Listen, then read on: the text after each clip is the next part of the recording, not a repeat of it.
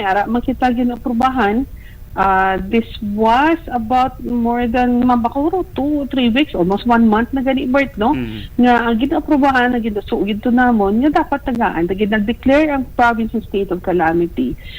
Out of the funds ihatag sa state of calamity naging kita nga dapat kada banwa may ara gid tagaan.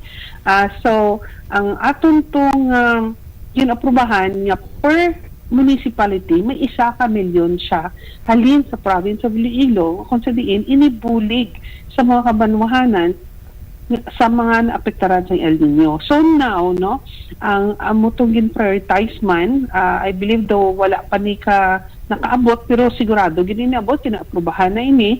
I think yung priority to, ang unang gali, no, balik ko lang iya yung sa presidente, ang iya priority is only aqua, farmers, no? Agri, farmers, and aqua, no? Agri. So, amo nang ila. Pero ang sa probinsya, kay may ara naman to iya sa presidente, iniya wala pili ikon manguma ka kung hindi. Basta naapektaran ka. So, dala ng mga transport sector naton, no? O mga pamilya man, no? Nga naapektaran din sa El Nino. So, this is 1 million per municipality.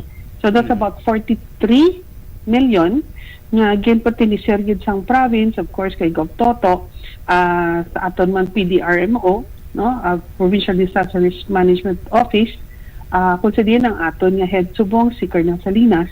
So imigin paninguan din namon, no, nga dapat makatagi kita pundo para sa those nga naapektaran, no? So that will be 1 million and definitely assured na mahatagin ini sa ila.